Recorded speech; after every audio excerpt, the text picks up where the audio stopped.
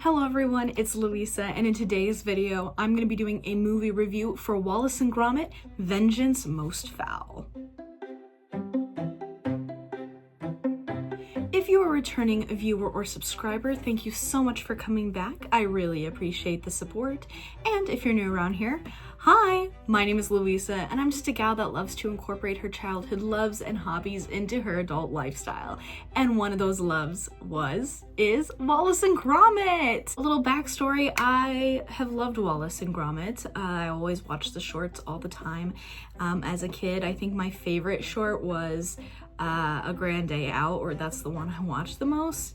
But I think my favorite short out of the three from the late 80s to the early 90s was The Wrong Trousers, which fits into this new feature-length movie. Nick Park, the creator of Wallace and Gromit, has not done a Wallace and Gromit feature-length film since 2005. I was 10 at the time, and I remember seeing the ads for Wallace and Gromit Curse of the Were-Rabbit on DVDs that we got at the time at like sleepovers and whatnot that we were watching. And so I remember the promo for that feature-length movie. And so it's just crazy to me that 19, because it came out in 2024 in the UK, 19 to 20 years later, it's like, oh my gosh, we have another Wallace and Gromit feature-length film. So how I found out about the movie was basically my mom showed me a newspaper article that was like, hey, there's a brand new Wallace and Gromit feature-length film that's coming to Netflix today for the US. And as a huge Wallace and Gromit fan, I'm shocked that I didn't hear about this beforehand. But at the same time, I recently just found out that there's going to be a Michael Jackson biopic that comes out in October. I'm a huge Michael Jackson fan. Had no idea. So apparently my fandom is just coming into question right now, especially when it comes to movies, but oh well. The newspaper article did say that this new film featured Feathers McGraw, which was the villain from my favorite short, The Wrong Trousers. So I was super excited about that, and that's basically all I knew. I did have a few questions and thoughts before I watched the movie, so I'll share those with you guys. Will Peter Sallis be the voice of Wallace or someone new? Peter Sallis was the original voice of Wallace, and he passed away, unfortunately, in 2017. Rest in peace. I was curious if they were just gonna try and get all the, just use audio from the past movies and still have Peter Sallis be the voice, or if they were going to have someone new. And then the other question I had for how this movie was going to go was, will we see the townspeople from Curse of the Were-Rabbit react to Feathers McGraw in this movie? Because The Wrong Trousers short came out in 1993, and basically it was just Feathers McGraw, Wallace and Gromit. Those were the three characters. And so we didn't see the townspeople interact, so I was very curious to see if we were going to see any overlap from the townspeople from the Curse of the Were-Rabbit into this movie, Vengeance Most Fowl. And now I can answer those questions and I can share my thoughts about this movie. So there is a new voice for Wallace. I believe his name is Ben Whitehead. I understand why they felt they needed to have a new voice for Wallace. I mean, he does say the name of the gnomes that they make in this movie a lot and stuff like that, so I understand why they felt the need to have someone new voice Wallace. And honestly, it wasn't that big of a change. He did a pretty good job. Only thing was that I felt like his voice was higher. That was basically the only thing I noticed, so that was the answer to that question. And then seeing the townspeople from Curse of the Were-Rabbit. So I will say that in Vengeance Most Fowl, that the police person, Officer McIntosh, I'm trying to remember his name, that was in Curse of the Were-Rabbit, is back in this movie. So there is one overlying townsperson. I think there might be more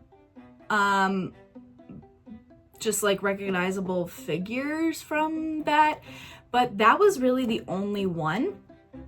like named character from Curse of the Were-Rabbit that came over, which I just thought was interesting. Like, I don't know, I thought maybe we would see more of the Vicar. I thought that character was really funny in Curse of the Were-Rabbit. First of all, I really loved this movie. It was so great to see Wallace and Gromit back in a feature-length film. I'm so glad that Nick Park just randomly had this idea and to bring Feathers McGraw back. I love the villain. Feathers McGraw is hilarious because he doesn't talk. There's a part where he's just like petting a baby seal and he's like in an office chair, kind of like Dr. Evil style, and it's so funny. So I enjoy the villain and that they brought back Feathers McGraw. I really enjoy that. Other parts of this movie that I really liked, I'm not gonna go into spoilers here, but there is an explosion and I was like, wow, when I saw it, because geez, like if you look at A Grand Day Out, which came out in 1989, I believe, and you look at this explosion now, you're just like, wow, that animation has really come so far, and that's so cool that they were able to do that.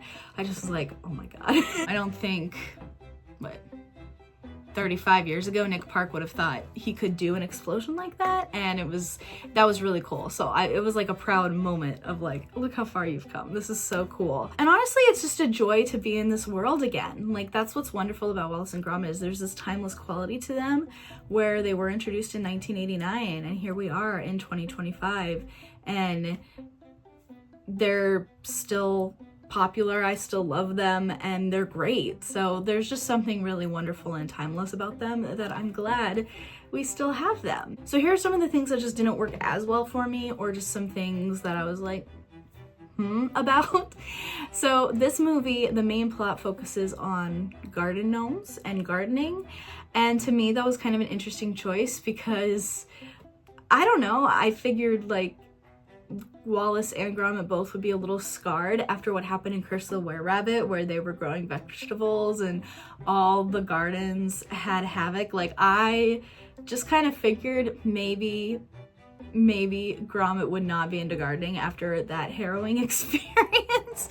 I just thought that was kind of funny and interesting. I also just thought it was interesting that Wallace does another like kind of gardening business after the events of Curse of the Were-Rabbit. Just, I mean, I guess it's been 19-20 years since that movie came out, so maybe they've gotten over it. But I just thought that was kind of funny because I don't know, if I would have been pretty scarred from gardening after that.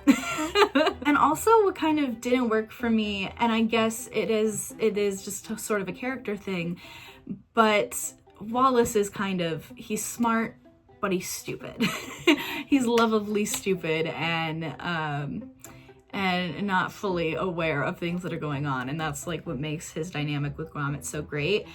But I did get annoyed with Wallace though, because Gromit starts to be a little leery of what's going on and his new invention, and he's like, do you not trust me? And it's like, let's look at the evidence, okay? We got all these shorts, we got that full-length feature movie from 2005, like, come on, Wallace.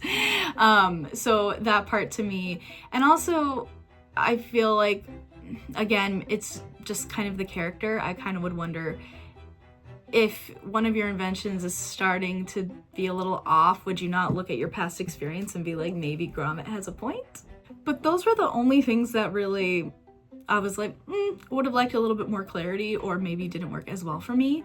But overall, I really enjoyed this movie. I had no idea it was coming out, and I'm so glad that Aardman and Nick Park are still doing stuff with these two characters. I think they're timeless, and it was a joy to watch it. I watched it with my parents enjoyed it.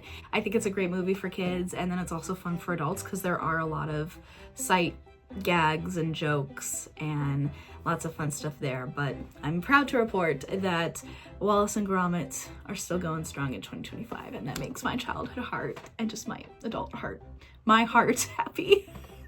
That's gonna be it from me, guys. Are you guys Wallace and Gromit fans? I would be curious to know. Leave me a comment down below and we can start a discussion. Did you know this movie was coming out?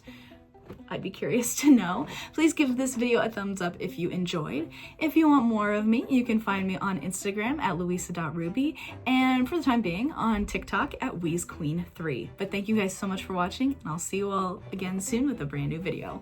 Bye! I'm just crackers about Shays, Gromit!